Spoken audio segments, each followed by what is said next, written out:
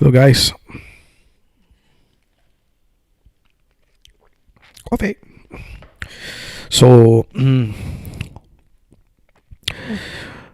just an hour back, I finished watching this movie called Saani Kaayidam. It's a Tamil movie. I thought of doing this in Tamil, but there's another movie that I watched yesterday. It's called Thar. It's a Hindi movie. Both on, I think, Saani Kaayidam on Amazon Prime and Thar on Netflix, I believe. And it's both these movies. I don't know why I watched such violent movies back to back. I just felt like, sometimes you're in the mood for some deep, some really dark, non-commercial kind of zone, right? Sometimes, yeah. I need change. I need change once in a while. Sometimes I don't continuously watch such dark movies. I keep switching between genres so that there's a balance, because these kind of movies fucks with your mind, right? Like but for some reason I couldn't find any other movie, any other interesting movie. I'm very specific when it comes to movies, and even these movies I couldn't finish in just one sitting. I think Saani Kaayidam took me around 3 sittings, and Thar even more than that, 4 or 5 sittings. They are very, very violent movies, and I'm not sure if it's a coincidence that these movies have released almost like in the same. I don't know, in the same time period, and I couldn't help but notice there's a resemblance between these two. There's some extreme violence in both of these movies, which there was this genre that was popular that was not popular, that was prevalent in the mid 2000s. They call it the new French extremity. If you guys are familiar with the Irreversible, the Monica Bellucci and Vincent Cassel, and that's one of the movies that comes to my mind. And there's another movie apparently, but I watched it, but I didn't know it was part of the new. It belonged to that genre. It's called Mammier. It's a French movie. Both are French movies. Yeah, it's new French extremity after all. And I believe that's what's kind of happening in the Indian movie cinema. I guess it's something like new Indian extremity or something like that.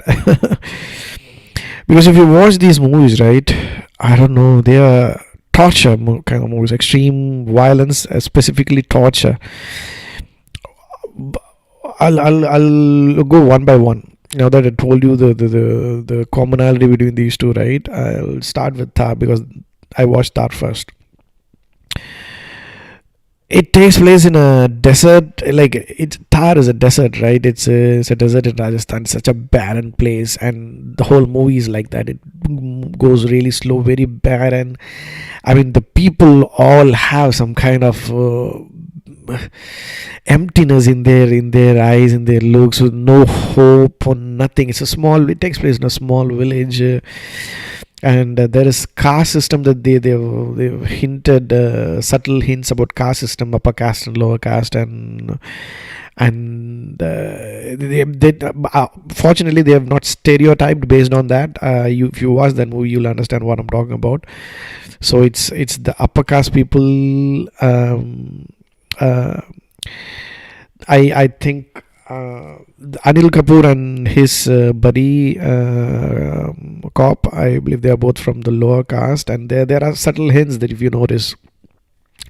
And if the upper caste men are the ones who carry out some, who are involved in some violent rape scene involving the protagonist's wife. That's about the cast references. I just wanted to point out it's an interesting thing, because stereotypically in the olden days they used to show lower caste people as the bad guys, and those who commit crimes and all that sort. But there's something different that happens in this movie, and Yeah.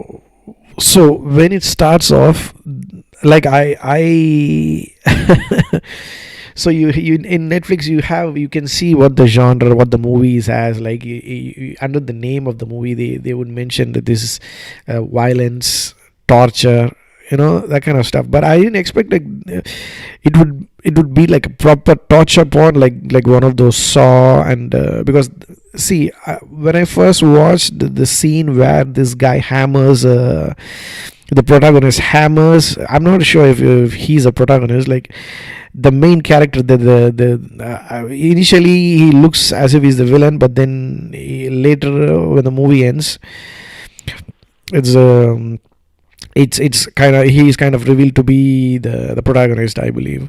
So when this guy hammers another guy's foot with a nail, yeah, and like I couldn't like watch it. I thought, what kind of sick motherfucker would do something like this?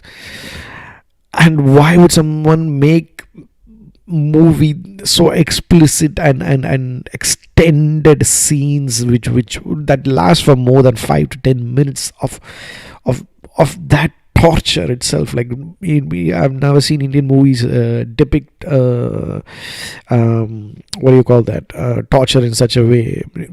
They would imply, they'll show you a small um, you know section of it, and then they just switch to another scene, right? But this is like proper torture porn. I was just going through some terminologies on the internet, and this is what, there's this word called torture porn apparently, and I believe this movie falls in that genre. And that's what you think, because what they do in Thar, right? They show the torture first and then reveal the reasoning behind it later, the as to why this guy is torturing these men. I genuinely thought, like, okay, this guy's probably some kind of has a torture fetish or something like that. There's some sick people in the world where they just like to torture people, right? I thought that's what this guy's idea is. And but later it is revealed that I mean, yeah, his wife was raped by these three guys and whatnot. Like that was a violent activity, violent rape. There's a violent rape scene as well, like later towards the end of the movie. But since we are shown, like, the torture scenes are shown before that, like, you as normal as humans, right? I don't think we would be able to digest what happens, like. But then later, when you realize, and then you like, okay, kind of justifies what he did.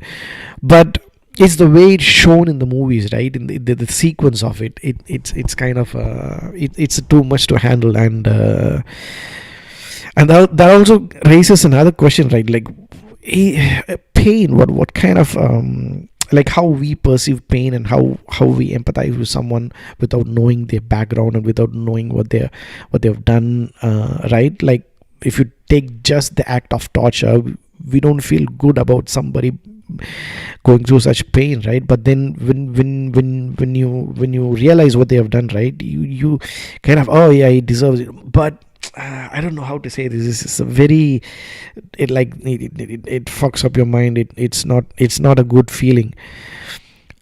But I think it has taken an OTT kind of movement for Indian movies to come up with such extreme violence, because otherwise this movie couldn't have, like, I don't think, like, 99%, that's what my opinion is. Such movies wouldn't have released if OTT platforms have not become popular, right? I don't think they would have released such movies, because I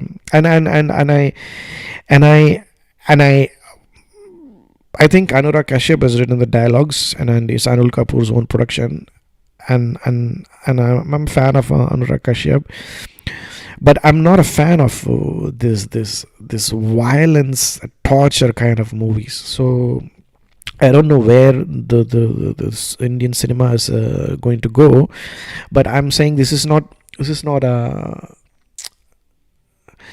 I hope this is just a genre, and then this doesn't inspire people to start torturing, because these things can happen, and that's not a good thing. This society won't be a good place to live in, like, if that happens. um yeah, so let's move to Thar now. Sorry, Saani Kaayidam now.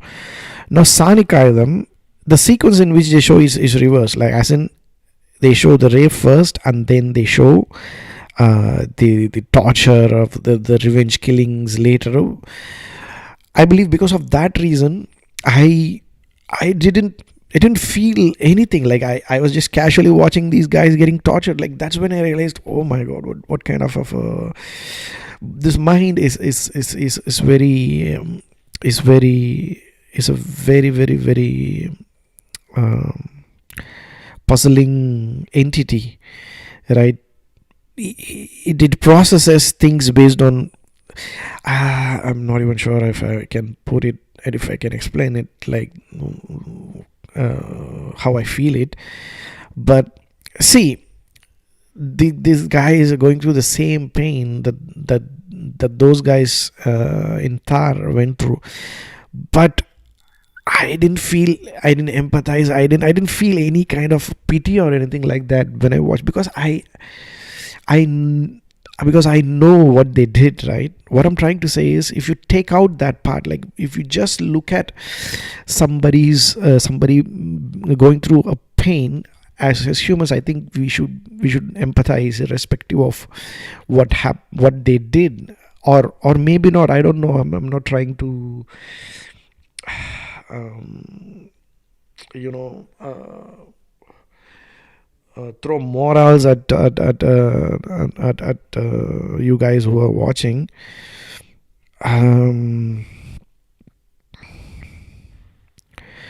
but I'm just trying to say, I didn't feel anything. It's because that I think that's how the mind works, isn't it? Like, we all think that, like, if somebody has done something wrong, then it is justified that they get punished. But the point I'm trying to make is, do they have to be tortured, right? And that also has been justified in this movie, because the girl goes through such torture, right? These guys gang rape her, and kill her, burn her house, thereby killing her child and her husband. And not to mention Sangaya, portrayed by Selvaragavan. I think he's a very good actor. I don't know what took these directors so long to make use of this talent, right? He's already a sick-minded director, in a good way, as in, he's one of my favorite directors. Although his recent movies I'm not a big fan of. I grew up in the, I mean, I did my college in the mid 2000s, so that was like his prime time, and movies like Kadal Konde and Seven Rainbow Colony and Pudupeta and all that came in that time period. And I till date I have not seen any other director, maybe apart from Mishkin, right, with such dark, deep, profound effect on you when you watch a movie, like Aayirathil Oruvan. Like I kept thinking about the movie for almost a week after I watched it. That's the kind of impact that Selvaragavan's movies have on you. And he is like one of the main characters in this movie. And again, in this movie as well, casteism plays an important role. It shows, like, how the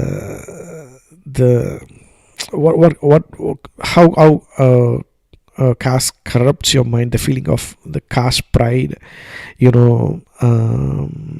makes you do things. Like, in Tamil, there is a word called vakram, right? That's the right word. I'm not sure what the equivalent word for that in English. This kind of vakram, right? What people have in their minds, especially peoples of peoples of the upper caste against the lower caste, like when they come up, and what a simple act like spitting on your face, right, kind of trigger your ego, and then make you rape the guy's gang rape the guy's wife, and then kill him, set ablaze his house and whatnot, all because he spat on his face. If you take out the caste hierarchy out of the question, right, it is just an act of spitting on the face. But then when you bringing the caste hierarchy, it becomes an ego battle with your mind, and you start thinking, these mean, these lower caste people, how dare they do something like that, and it hurts their pride so deeply, and they just want, like, they do the kind of things that they do in these movies. You watch the movie, you understand what I mean.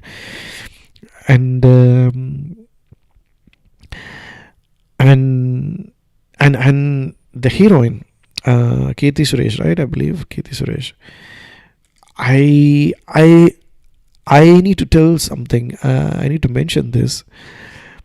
I believe some female centric roles, right? Really strong female centric movies or female centric roles have always been with the Malu heroines. Malu actresses is what I'm trying to say, because I can't imagine a Tamil actress, Tamil heroine, or a Telugu or Kannada heroine for that matter, portraying such characters in movies. I've never seen that in the past. It has always been heroines based out of Kerala, and I kind of know what I think Kirti Suresh is a Malu, isn't it? Or maybe I'm wrong. Kirti was born in Chennai. Okay, filmmaker of Malayali descent, while her mother Menaka is an actress of Tamil origin. So okay, she's a Malu and a Tamil. And take for example some of the most females, good movies that had like female protagonists, right? Involved Nayanthara in the recent past, and she's a Malu as well. And I believe it has got something to do with the matriarchy that they are brought up with. See, Nayanthara, her real name is Diana Mariam Kurian. She's a Malu. And the Malu movie itself, I believe they have really strong female characters, even more than the male characters. Maybe because of their matriarchal society. What do you call that? Matriarchy, right?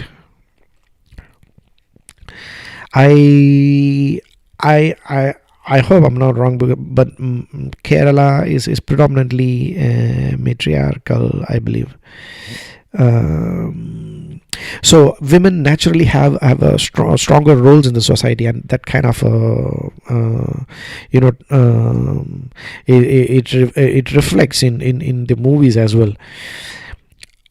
And there's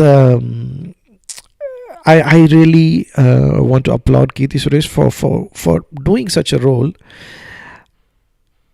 which I don't think even Nayanthara would have dared to do. When I say even Nayanthara, I mean she's one of the boldest actresses in Tamil cinema currently, and I believe even she wouldn't have dared to do such a role, because maybe because of the violence, or because of, I don't know, for whatever reason, I think she couldn't have pulled this off. But Kirti Suresh, she has done that, which is something she should be proud of. Although like in one or two scenes I kind of the way she reacts is kind of cinematic. Overall, I mean, she's very convincing. She's really nice, beautiful acting, and I mean, I hope more heroines take up such strong roles, not necessarily such violent roles, right? But strong roles, not just for the sake of it, but if the character demands it, if the story demands it, just digress from your routine 6 song duet and a 15-minute role in a movie, and then at least start doing such roles. Now that we have an OTT and all that, people are anyway going to watch the movies. It's not about collection anymore, it's not about box office anymore, it's all about the craft now, I guess. Because there's a lot of competition, not just from the industry, from across industries, and eventually going forward, that's what's going to prevail.